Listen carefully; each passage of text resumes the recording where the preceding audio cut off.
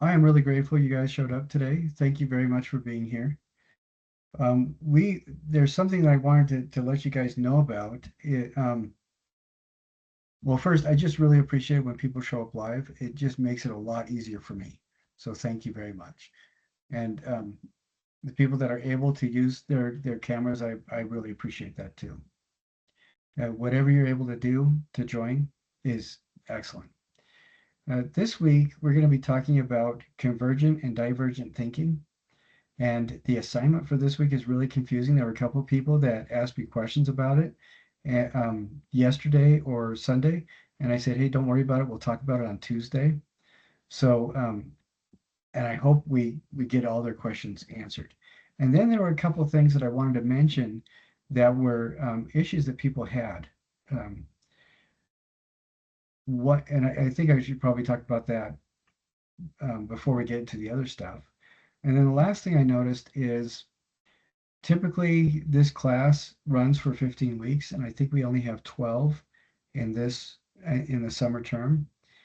And so I was going through, and you'd see that I've updated all the dates for the next several weeks, up through July, I believe, or at least the first half of July. What I'm going to do is look at the modules that we don't have the time to address directly, and I'm thinking I may assign those elements of that piggybacking on other modules as well, at least the ones that make kind of sense. And don't worry about that for about 4 weeks or so, and then we'll get to that and take care of it. Because our last day is August 7th. So every week about 10,000 Germans come here. All right, and Susan, you're here? Because anything you want, you can get. See those pink coats there? Susan, your microphone's on? Yes. They give you a charge under the age of 10 for 30 minutes. Okay, yes, I'm here. Yeah, could you turn your microphone off? We can hear the background. Thank you. I'm really glad you're here, Susan. Thank you very much. Will you be able to answer questions as we go through? I'm sorry, I asked you to turn the microphone off because there was something in the background there that I didn't know what it was. Oh, I can see you now. Okay, excellent. All right. Okay, so in regards to that, I think there's the last couple weeks or last couple modules I'm going to try to break down and put with other stuff. So we'll still get through all the material, but you'll notice that I did update all the due dates and stuff like that over the next for the next 4 weeks or so. Then one of the issues that people have been having is if you have multiple images that you need to submit for an assignment, what the system is set up so that you can do that, but occasionally people's home internet systems or whatever don't allow them to do that. And so they'll submit one of two pictures and then submit the second picture. What Canvas does automatically is overwrites the first submission with the second submission. And there's been 3 people where that has happened. Jeremiah, who was here last week, he's one of them. And there's been a couple others as well. If that happens to you, there's 2 ways to take care of it. One is try and submit all the images at the same time. So you upload them all, and when they're all uploaded, then you submit. And if your system does not allow you to do that, put them into a document, like a PDF or a Word document. So you take the image and insert it into that document, and then just make a document that has both the images in the single document and upload that. And that's 2 ways that you can get that to work. One of the people were concerned because their grade wasn't what they thought it should be. And we were able to work it out. Actually, a couple people like that. I was able to work it out with 2 folks where they were one person got their system to submit both images at the same time, and another one put both images into one document, so they only had one submission. So does that make sense to everybody? If you hit submit on an assignment and then try to submit an additional image, Canvas will erase everything you just turned in, and it will only recognize the second image. And that's why some people only got half the points because only one image made it.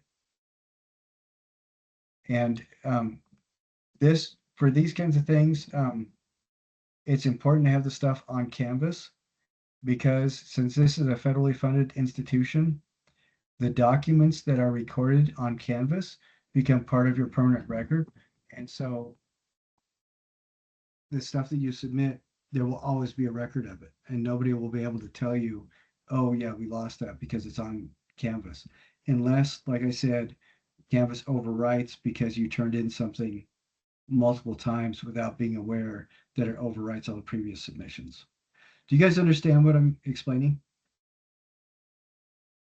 Okay, Nicole, excellent. And then now this week, one of the things we're talking about is divergent thinking because this week the module is on creativity, and the divergent thinking assignment is a little bit confusing, and I wanted to just talk to you guys about it. It's when we meet together in person, this is always kind of a fun thing because people empty out their junk drawers and just bring a bunch of junk, and that's exactly what you want. But we'll talk through how to do this so that you're successful doing it on your own at home as well. Have any of you had problems at all accessing any of the videos? Okay, it's been working. Good. Okay, I'm going to do a screen share now.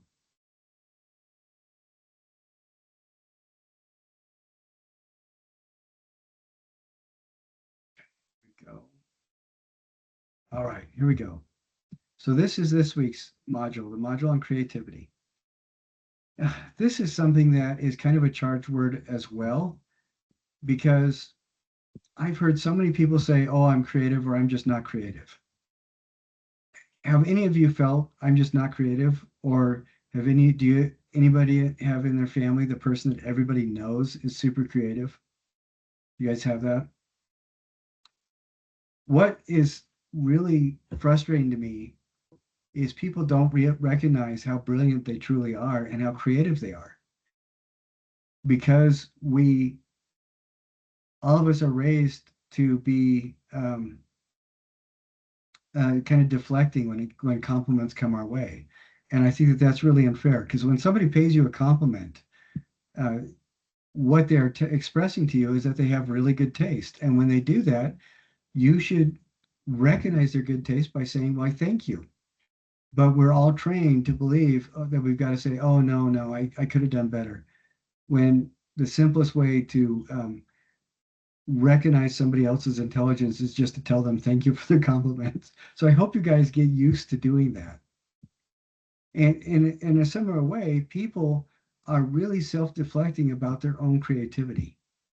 How many of you guys have had issues and problems in the past that you've been able to resolve because you found things that you could do that before the problem arose, you'd had no idea you were capable of? Have you gone to the point where you realize I can actually do that and then succeeded? Have all of you, anybody over the age of 3 has proven time and time again that you are able to solve difficult problems. And the fact that you are still kicking, you're breathing and you're above ground means that you're able to solve problems. You're able to deal with stuff. And all of you every day do things that a week ago or a year ago or 2 years ago, you never would have believed you could do.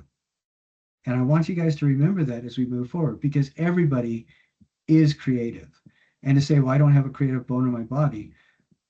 Well, you've constructed an idea of what creativity is that is specifically designed so that you're not included. And I don't think that's fair to you.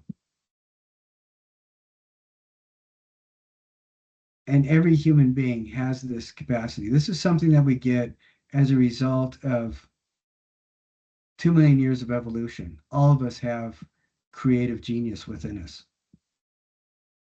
Applying that to different fields, that sometimes can be a challenge. And I want you guys to go through this. One of the things, read everything, look at the references. There's videos through this as well. But there are elements called divergent and convergent thinking. And the difference is divergent means separate, and convergent means coming together. Now, if you get in a room with four or five other people, I had a friend. I have a friend who's a rabbi. He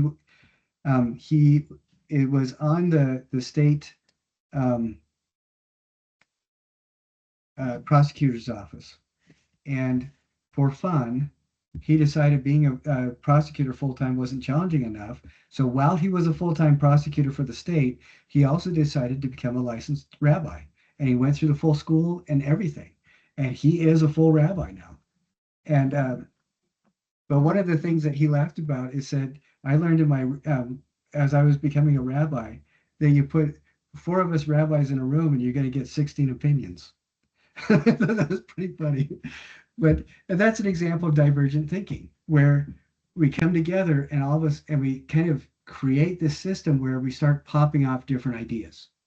And by when you have like a brainstorming session as a teacher, or you have a brainstorming session at work, or you're trying to work with your family to come up with a solution for vacation times, different where you can get together, do this kind of stuff. Um, we come together and we start riffing off each other's ideas and developing a bunch of new ideas that are separate and different. And then the opposite of this, and it's not really an opposite, it's just a different approach to coming to solutions, is something called convergent thinking. All of you guys have taken tests. Do you guys still have to do, when you go through the university education, you still have like your 10-10 health kind of things or nutrition? Do you guys still do that? Because just um, the introduction level health classes. These are sometimes classes that a lot of universities, these are classes everybody has to take, but all the tests are standardized. Every quiz is the exact same for all the 12 million people that take it, across the country every year. When I was at BYU, it was called Health for Life. And of course, all of us freshmen called it Sickness for Death because we hated the class. But it was one of those things where you have 17 different teachers that are all teaching sections of 300 students each because everybody has to take it, and all the answers are identical, and that is a an expression of convergent thinking where everybody converges on the same answer.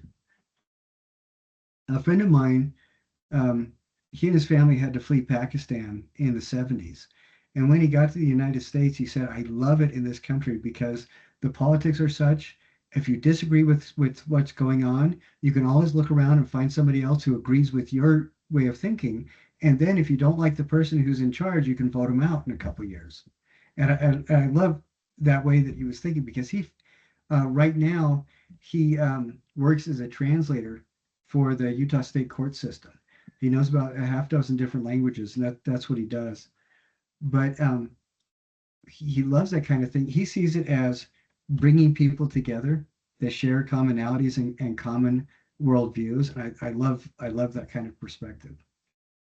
And then, um, and a friend of mine, uh, she works with a whole bunch of different volunteer organizations, and she has a unique ability to get 20 people with 20 different religions in a room all working together with the same for the same cause, and she finds ways of bringing people together, and those are all examples of convergent thinking.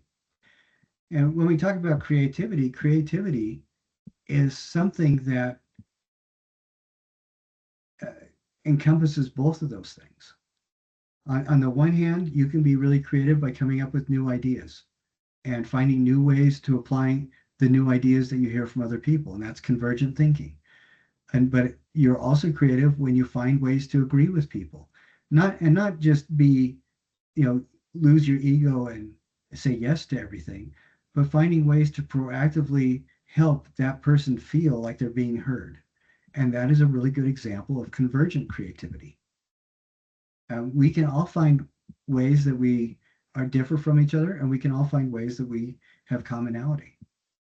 Now, one of the things that is mentioned in this module that I think is really uh, well, it seems obvious to me in retrospect, but we don't really think about it, is the idea that cell phones and electronic devices can be damaging to creativity. Do you guys see how that could be? And I think that there's a couple ways. And if you guys have another way or other ideas too, please feel free to chime in. But one of the things that one of these articles were saying was if you don't have to figure it out or find a way to figure it out, and you can just go to Google and find the answer, then you're really kind of sidestepping that the natural processes we have in our brains to resolve issues, either come up with new ideas or find the idea that fits the solution best, which is an example of both convergent and or divergent and then convergent thinking. Because if somebody asks you, how many banana slugs are in the Northwest, you can just look that up on Google. But if you don't have access to Google and you don't have access to your phone, you're going to start asking questions like, well, what are banana slugs? What kind of slugs are you talking about specifically? Um, what kind of areas do they live in? How many areas like that are in the Pacific Northwest? And then kind of have go through and I don't know why I'm talking about banana slugs in the Northwest. One of my daughters has a banana slug on her right arm, tattooed on her arm, which I'm grateful for because I can always find her in a crowd. But if we can just turn on the phone and ask a question, get the answer, we don't have to go through the process of rationally thinking through what research we need to do to arrive at the process. And I don't think that's always a bad thing. I do not think that that is necessarily a bad thing. I think when we escape to electronic devices and choose to avoid thinking by doing that, then that can develop into an issue. When we're talking about things like entertainment or research help, I don't have a problem with that. Do you guys I agree with I yes? find that, especially when I'm trying to do something creative, I go look and see what somebody else has done. And then I don't necessarily copy it, but I go off their ideas. So that's what I find myself doing with looking at stuff on the internet. So I really like that because I think one of the things that limits us as human beings is this idea that we need permission for so many things. And part of that is when you want to do something, you think, oh, I'm not going to be able to do that. But when you are able to look it up online, like you're talking about, and you see pictures of what other people have done, I think it's a natural thing to start thinking, well, if they did it, I can do it too. And look at those different ideas. I can do something like that. I can pull this from that idea and this from that idea. I love that. And that's an excellent example of how to use electronic access well. I think that that is excellent. Now, in the module two, there are a couple different ways that uh, we can be creative without realizing we can be creative. One of the people it talks about is a guy named Tim Harford. And there's this notion of slow motion multitasking.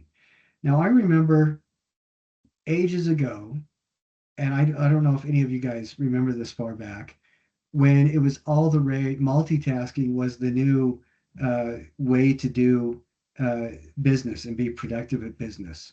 Have any of you guys been told that in any trainings or anything like that? Do multitasking, it's great. Have any of you heard of that? I remember, yeah, I've heard of it. well, I and then remember being told that was the way to go. So get more done. and what is so funny is that that's not how our brains work. The way that it was marketed to Susan and I is not how our brains work. And I remember there was a study that bent a lot of business professionals, trainers, they bent their noses out of shape. And I think it was about 20 years ago when studies started coming out that said, okay, if you get on a track and your brain is focused on a task, and then you switch to something else just for a minute and then come back, it usually takes 20 minutes for your brain to or to rediscover the groove that it was in before you switch tracks. And the demonstration was that multitasking, the way that we were sold it, is not a real thing. I mean, it doesn't increase efficiency. And there are ways to do things intelligently, of course, but um, shifting from one task to another, trying to do them all at the same time, is a way to really confuse your brain as opposed to trying to be more efficient. And then in our module, Tim Harmon or Harford talks about something called slow motion tasking or multitasking. And I like this because one of the things that he suggests is that this is the mark of the intelligent mind, which I'm excited about because all of you guys are in a university. All of you guys are taking classes of several different topics. All of you guys have superior minds, and you're demonstrating that through the fact that you're already performing slow motion multitasking. And that's where you focus on something for the time allotted. Then you ease off of that and wander to something else for a while, and then do something else for a while, and then do something else for a while. But each of those paths you're focusing on. And that describes the university life. All of you guys are, through the course of your university life, have to take classes on everything from how to do research to science to art, and and back and forth, language, and all this kinds of stuff. That's part of the university education. The reason why that's so brilliant is our brains are built with many levels of cognitive functions, many levels. And there are always undercurrents that are happening that we're not even aware of as our subconscious mind or sometimes our superconscious mind uh, processes information. Our dreams come from our mind sifting through everything that happens to us and trying to find new connections and new ways of helping us to understand how things are related. And that's one of the ways that we evolved, is to produce a brain that tries to find connections. And evidence of this is something called pareidolia. Have any of you heard of that word? Pareidolia? Pareidolia is a term for one of the ways our brains process information, where we'll see something like a QR code, where it is functionally random black and white dots in a little square. And pareidolia comes in when we can start seeing pictures there. Or when you see faces in clouds, when you see different shapes on hillsides as you drive by them, or you see different patterns of things that are essentially random. That's pareidolia. But that's what our brain does. And one of the things that Tim Harford talks about is one of the reasons why we get people like Madame Curie and Einstein that are so incredibly intelligent is because they're interested in several different things, but as they'll focus on one thing, shift focus to another, shift focus to a third, just like you do in your university studies. And while they're shifting focus, your brain doesn't shut off. It is still in the background trying to find connection. You're still dreaming, you're still having these things go on. And then you'll find at some point, and all this has happened to all of you, I know it has because you're still here at the university, you get to a point where you'll realize, I can use the information I gained from this thing that I did for this class over here and connect it to this project I've got to do for this other class. And doing that will also help me prepare for this third thing. All of you have had that experience, haven't you? And it's because your brain is making those connections behind the scenes through slow motion multitasking. And I love that. So you're not shifting focus to do something else and then coming back and trying to re-engage the track. What you're doing is allowing your subconscious mind to make those connections. And I think some of the best examples for me was I was taking computer engineering courses and learning coding, and this is way back in the 90s when people were still using computer languages. And I was also doing a professional writing class. And a professional writing class helped me understand the importance of connecting with the reading audience. And the computer language class helped me understand the importance of organizing my thoughts. So that computer language class helped me do a better job of outlining my professional writing. And a professional writing class helped me to do a better job at clarifying the language in my computer language class. And it was great. And I had no idea that that was a sign of intelligence. At the time, I just thought it was a lucky break. But all of you have that. And the fact that you've made it into a university, something like this, or even if you are the type of person that does workshops periodically, like if you're an educator, you always have to do additional workshops to keep your licensure up to date. Or if you are a parent and you are taking classes in addition to parenthood, I mean, those are all examples of juggling several different things at the same time, but you're not switching immediately from one task to another. You're doing this for the time you need to, you're doing this for the time you need to, and the creativity comes in because the background of your mind is making those connections. I think that's fascinating. And I'm gonna share something again. We're gonna look at the quiz really quick. Again, all of these quizzes, you guys can take them, and if you don't get the perfect points, go back and retake it. And so I'm going to do the preview. And this gives us, there's only 4 questions. And all of this information is straight out of the module. And one thing that I would think of, or one thing I would consider doing that has proven to be very successful at this is having 2 panels, 2 pages open on your computer at the same time, where one is the module and one is the quiz. And just go through the module and answer the questions as you go through the module. And like this, question number 3, there's 3 points, which usually implies that 3 of these are right. So when it's a multiple choice kind of thing. But think about that. Look at which ones work best for the answers. And it is going to be more than one because it says mark all that apply. So just think about that. Now I'm going to get into the projects a little bit, or the assignments rather. Well, I will as soon as I can get my computer to behave. And a short 3 hours later, he figures it out. Okay, so I'm going to share my screen and I'm going to show you this, and then I'm also going to show you examples of what other students have done. So for the people that asked me about this, and I said, hey, we are going to be looking at this this week, this is what I'm talking about. So, well, actually, this is the start of it, and then there's the next thing, which is the studio divergent thinking. Now, first, when you're talking about the written reflection on creativity, when I'm doing this, and I'm gonna probably clarify this more, but when you write this, a paragraph is at least 3 to 5 sentences. So write 3 to 5 sentences, and 50 words is the minimum. If you do double whatever the minimum is, I will give you. I have been giving extra credit for that when you do more than double of the minimum word count.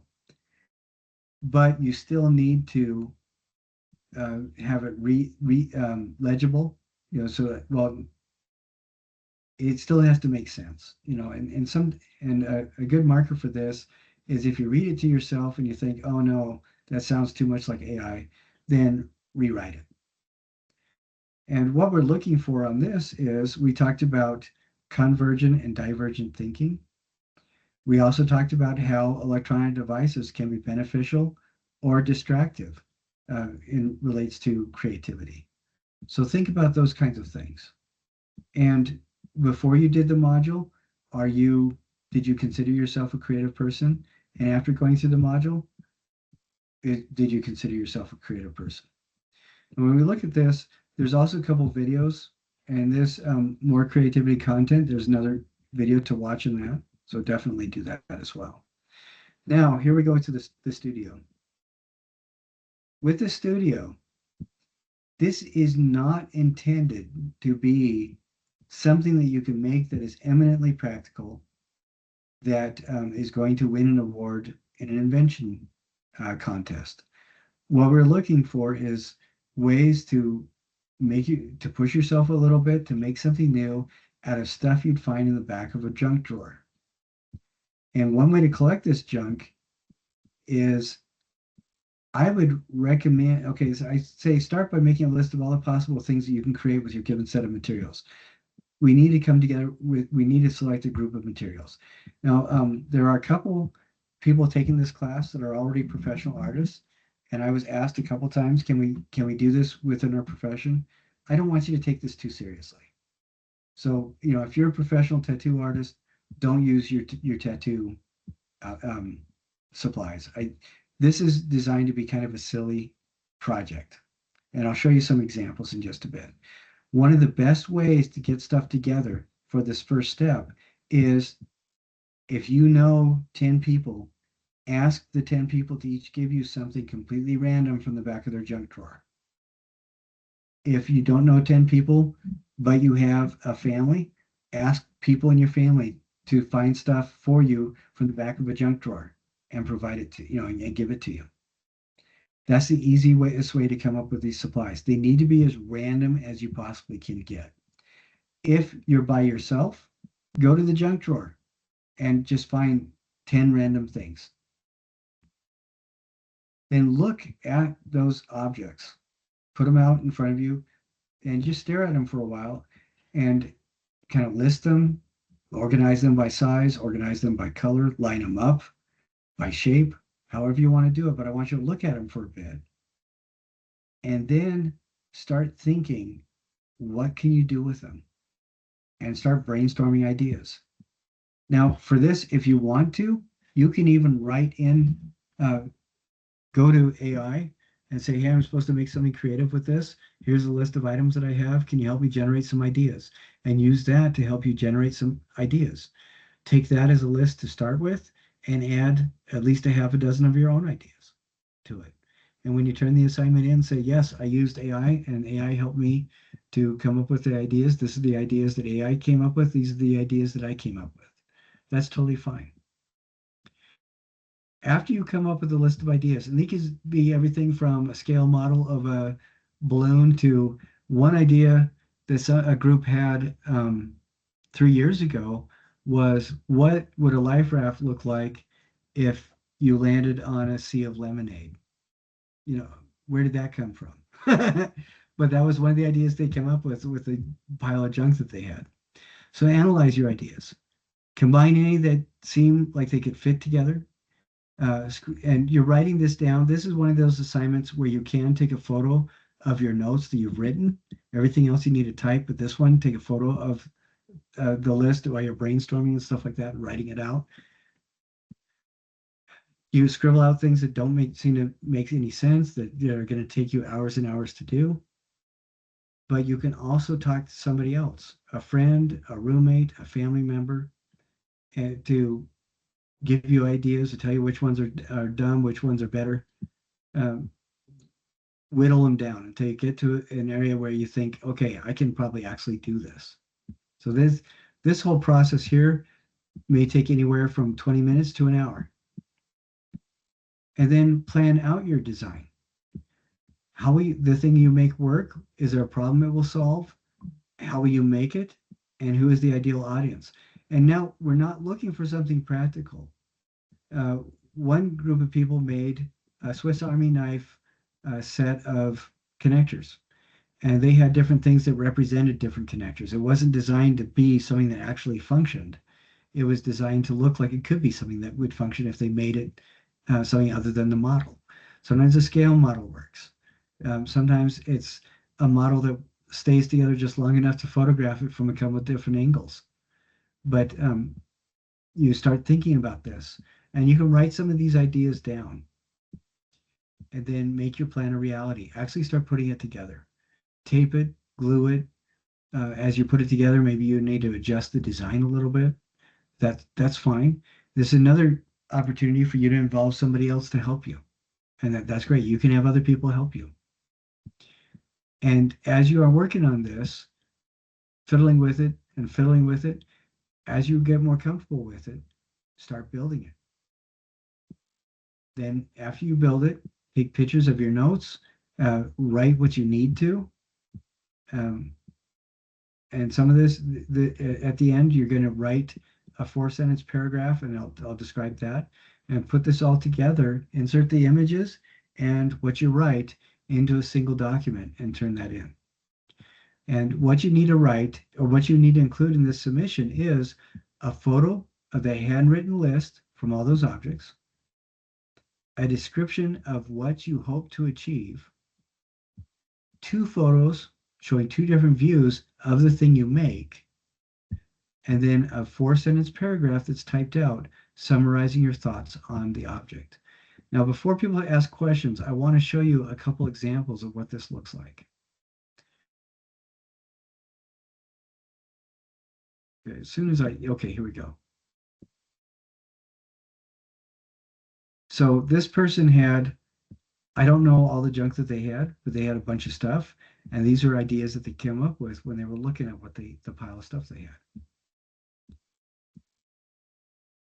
And this is what they ended up making. It was a hot air balloon for a very small person.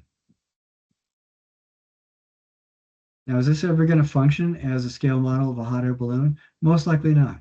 So, but they made the little flamer out of construction paper. They used pipe cleaners to connect the basket to the balloon. They just used a regular red blow-up balloon, and they used some clips that they put together, and they did 2 different photos of it. And then this is their paragraph.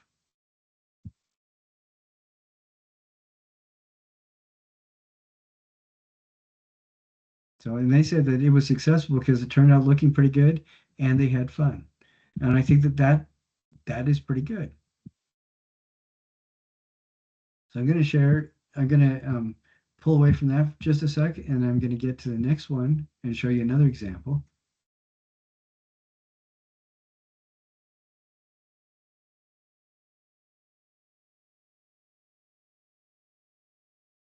That first example was an example of people in a group. And this is an example of a person that they did it by themselves. And this person, they wanted to have something that held up a monitor, and they live at home. Their parents said, "Oh, that's too expensive." So they found a bunch of junk and made a little table that was just right for them to use to hold up a monitor in their bedroom. And this is the junk that they went through and selected pieces from. And this part right here, they included, so the paragraph I talk about is in here as well, but in this they also included some of the different things, how they arrived at it, and how they brought things together. So they included, the notes in this case are not handwritten, they're typed out, but then they have a little bit longer paragraph that they wrote. So let me find another example.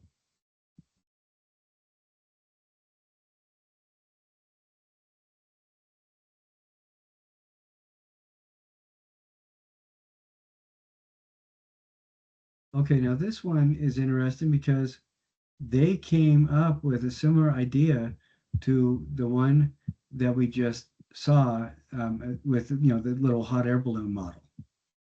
And they came up with it a little bit different. They have a different list of things that they could make, and their goal was to make. So this was a team, and they wanted to make a hot air balloon. That's what they figured out from this list of 8 different things they could make.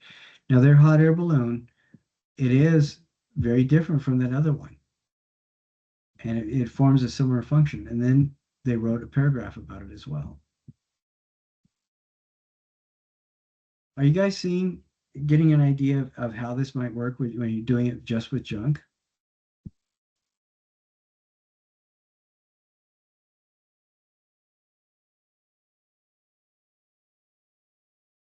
Okay.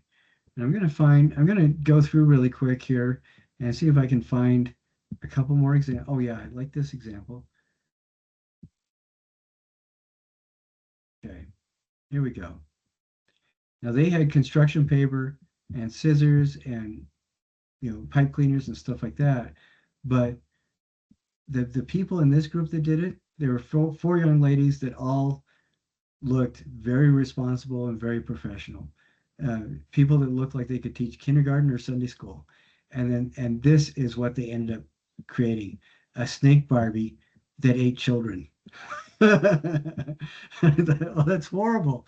But it was a fun exercise for them because they wanted to do something that was way out of the box, from what their expectations were. So these are the notes of all the different things that they could make, and they had included their paragraph right up here.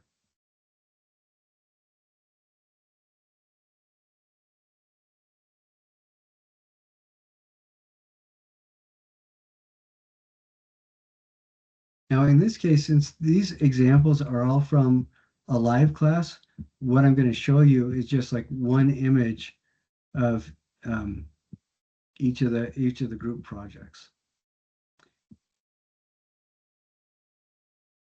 So here's this one. This was their pile of junk. They had erasers, all these clips and stuff like that. And they wrote out all the things that they could make, and they decided they were going to design a spaceship. Does that look like it would be a spaceship that would ever fly in a million years? Absolutely not. But it was kind of a fun model, and they were pretending. And this is a great example of exactly what we're talking about.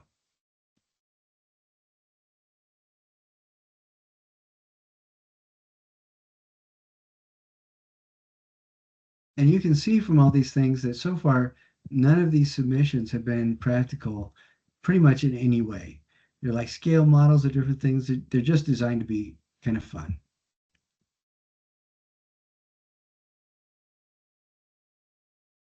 So this was their list of stuff. It was a whole bunch of pipe cleaners and things to fasten them together. And one of the things they settled on was a cupcake tower. And they have rulers and erasers and different things to kind of hold it together in different places and stuff. This is just one picture, but the next page of this also shows other pictures with other things that they did, and it was just kind of a fun thing. Now of course, none of these are going to be able to support a cupcake, but that's when the imagination comes in, and you can they were just imagining, what if this was replaced with material that was strong enough to hold the weight of cupcakes.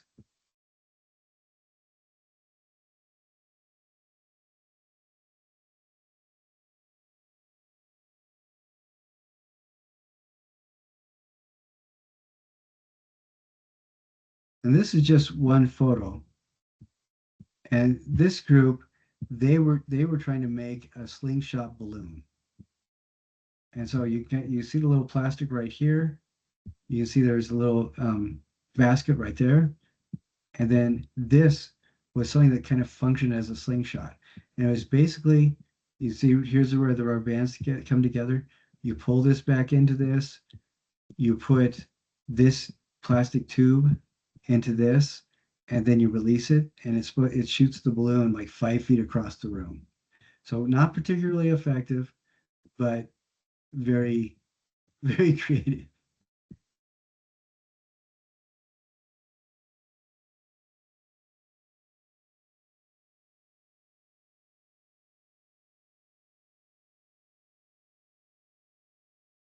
And I'm going to go over the submissions again, so you know you need what all you need to collect, turn in. And what I think I've just showed you. Okay, yeah, I just showed you the majority of those things from that class, and you can see none of them were particularly um, practical. I don't think any of them were very practical, but they were all just kind of fun. It was like, fifth graders playing around, and that's absolutely fine. So again, the things you need to turn in is photos of that list that you wrote for number one. The different kinds of things you make with all your items. Then a description of what you hope to achieve. So that's two things. And the third thing is two photos showing different views of whatever it is you ended up making. And then the last is a 4-sentence paragraph typed summarizing your thoughts on your object. And those 4 sentences are the first sentence, describe the object. Second sentence, talk about how you assembled it. Third sentence, talk about the purpose it serves or what it means. And again, you are making a model, you're not making a practical thing. And the fourth sentence is describe how you feel it was successful. And if nothing worked, but it was a lot of fun, and you considered the whole project successful because it was fun, then it's successful. And you just describe that it was successful because even though the object fell apart and it was silly and goofy, you had fun doing it. Do you guys have any questions about that? Or any questions about clarification? Okay, so just 10 objects, or can it be like 10 different things? Like if you have like 5 popsicle sticks or whatever. I'm thinking that if you have 10 different objects, and maybe the 5 popsicle sticks is one of those 10 objects, that will give you a broader selection to draw from to make your thing. If it's just 10 popsicle sticks or 9 popsicles and a rubber band, you are going to be bored out of your skull. So, and these objects can include a single screw that you found on the floor behind the fridge. It can be the string off the dog food bag, So it can include all these kinds of things, but I want you to have that in front of you so you can pick and choose. Okay, I can make this with half of these objects. I can make another thing with this half of the objects. I can use these 4 things to make an object. I want you to have that so that you have a broader spectrum of possibility. Does that make sense? Yeah, that's great. Thank you. Okay. All right. Excellent.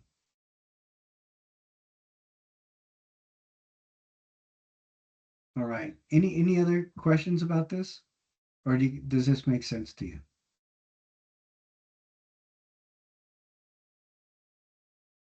All right. Now I'm going to show you the last element for this module this week.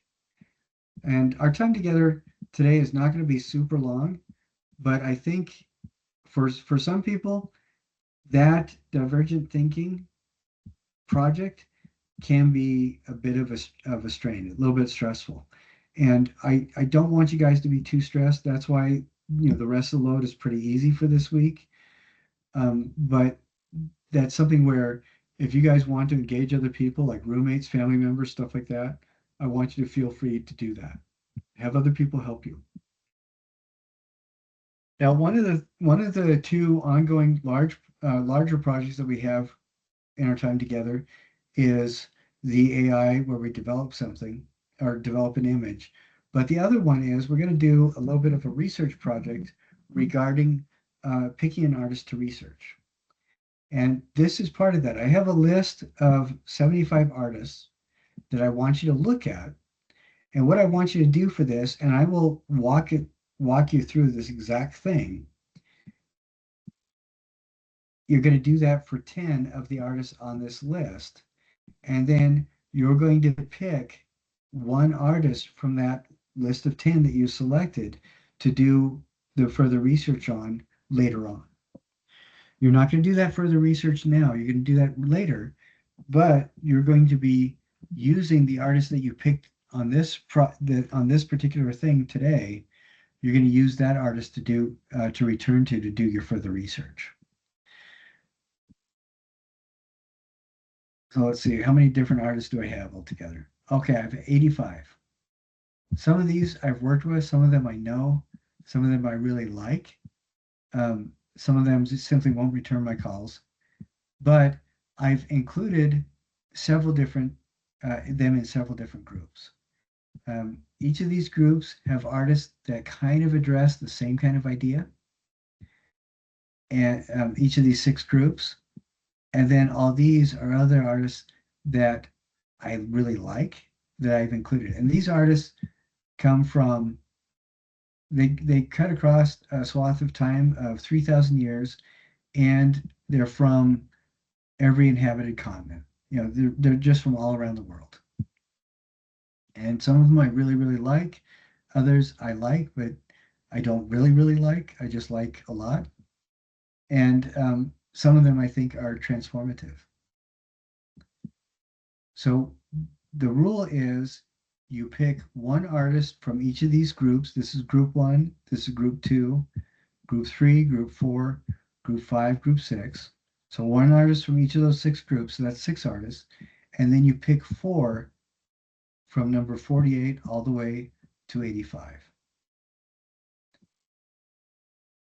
And then what you're going to do is take their name, put it into a search engine, and say their name plus the word art, and you're going to select an object or a painting or an image that you see from that search you just completed, and you're going to write a small bit about it.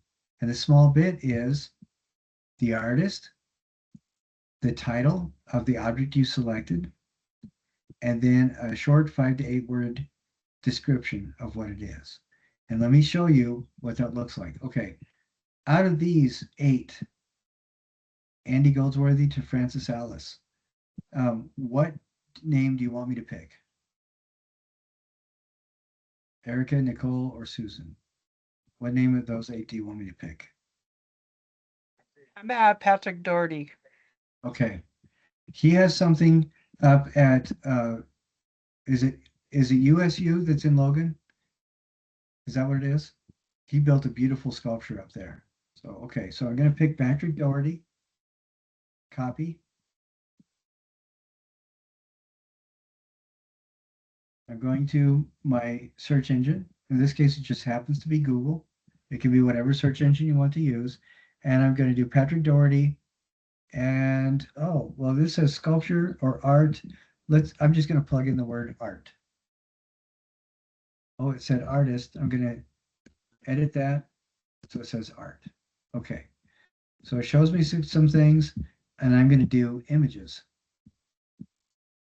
Oh, look at all this kind of stuff that he does. You can kind of see it's the same. It looks like the same person is making all this stuff. How would you describe what we're seeing Patrick Doherty doing? How would you describe that? For me, it makes me think of, and Nicole, I don't know if it's the same for you, but it makes me think of houses in Dr. Seuss books. Yeah. Is that I didn't see that. I didn't see that, but I do now.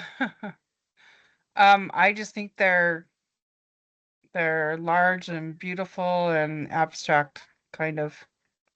I think they're amazing. And let's see. Okay, I'm going to go here. I don't see that there's a title to it. But I'll write down Patrick Doherty sculpture in the town of Cary, and that will be what I'll say as the title. And that's 5 to 8 words. Looks to me like it's a Dr. Seuss house made of woven sticks, and that will be my description. Does that sound good? That sounds good to me. So, and then okay, so that artist is done. Now I'm going to go back and look at group 2. Nicole, which of these people in group 2 should I pick to do next? Alexander Calder. Okay, Alexander Calder. We'll do him. Excellent choice. He is another one of my favorite artists, which shouldn't be a surprise because I picked all these people.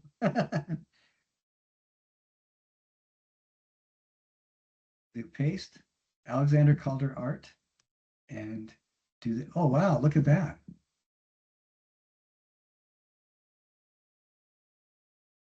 That is wild, wild stuff. They all look like a clown exploded. Okay, I'm going to pick this piece. And it looks like the title of it is Dimensions. So I'm going to write Alexander Calder, and then comma, Dimensions. And then I'm going to describe this as a square painting that looks like a 5-legged octopus clown exploded. And that will be my description. What do you guys think? Is this difficult? It should not be. I'm sorry. I thought I was sharing this. Okay, here we go. This is the picture I saw. Now, does the description I gave, does that fit that picture? A 5-legged octopus clown that exploded. So that's that's as difficult as this assignment is. And then out of group 3, let's see, Barbara Hepworth. I'm going to pick her. I really like her stuff as well. I'm going to copy. I'm going to go back over to my search engine. I'm going to paste in her name, Barbara Hepworth, and look at her art. Oh wow, that's amazing. I'm going to pick this one. Okay, the name of this sculpture is Pigmenti. And so my what I'm going to write is Barbara Hepworth, comma, Pigmenti. And I'm going to say a black egg, green in the middle with wires. That's my description. Excuse me. You guys see how this is working? Okay, excellent. We go back to the assignment. When I go all the way down to the bottom, so there's 85 different people I can pick from. I really like El Cid. He's a calligraphist. He does calligraphy. Paul Klee is a painter whose work I think is just amazing. Phidias is astounding. Praxiteles defined what we think of as basically beautiful people, and he defined it like 2,500 years ago. George Segal makes life-size human sculptures in solid colors that look really unsettling sometimes. And Andy Warhol, I don't know if you guys saw Men in Black 3, but and is 3 the one where he goes back in time, or is that 2? I can't remember, but it's the one where the Men in Black go back in time, and you find out that Andy Warhol is actually one of the Men in Black agents that interfaces with alien cultures. So after you do this for 10 people, then the very last thing you do is write a short 2 or 3 sentence paragraph where you say, the artist I picked for future work is whoever it is you pick. And then you say their work resonates with me because even though they do something very different than what I do and they're not at all like me, I just love the fact they use so many colors or whatever it is you're going to say. It doesn't matter, but you just write down something about them that you like about their stuff, whether it's colors, the shapes, like if Suzanne picks Patrick Doherty to do, or Susan just said, I like it because of the shapes. I think they're beautiful. And that's great. That's all you need to do. And then we'll have a couple other assignments where you come back to that artist, but you go back to this artist that you pick on this assignment. Does that make sense? Does that sound like something you could do? It's going to take maybe half an hour, 40 minutes. Believe it or not, I was teaching something similar to this where I had a list of artists like this, but I had the people go through every single person on the list and do this. And the fastest anybody's ever done it was, I think, 42 minutes for all 85 artists. And it was actually the mom did the assignment for credit. And her 12-year-old boy came up and said, Mom, what are you doing? And she told him, and he said, I want to do that. And he was like a squirrel on caffeine, she said. He was typing faster than she thought possible. And he zoomed through all 85 artists. But you only need to do 10. 10 is all, just 10. All right. One from each of those 6 groups, and then 4 from that last list of about 50. All right. Number 48 through 85. And that's all you got to do. And then the very last thing is, I chose this artist. I chose the artist of so and so for further research because I really like this about them. You know, whatever that is. All right. You guys got that? Do you think you can handle this? Those assignments? Yeah, it doesn't, not quite so overwhelming now. Okay, good. Was that something that you looked at and you didn't want to deal with? Not that, it just looked like a lot of different names to go through, but I think I can do it now. Okay, good, good. I one person that was really upset about it didn't read the fact that you didn't have to do all the names, and I understand why they were annoyed because you only have to do 10. So that's great. All right. That is all the material that I have to cover today. Does anybody have any questions or concerns about any of the stuff that we've talked about? All right. Excellent. Then we are all done. It's not an hour and a half like it usually is. It's only about an hour. I hope that doesn't hurt your feelings. If you'd like to, after I stop recording, you can stay on the line and just stare at me while I do other things. So, whatever you'd like to do. I'm kidding. That would just be a little bit more than awkward, wouldn't it? All right. Well, we are all done for today. I hope you guys have a wonderful weekend, and I look forward to seeing you guys next Tuesday. Thank you so much for showing up and being part of this today. I really appreciate how hard you guys are working, and I appreciate you guys doing everything you're doing. So thank you very much. All right. Thank We you. will see you. Thank Thank you. you. And we will see you guys next week.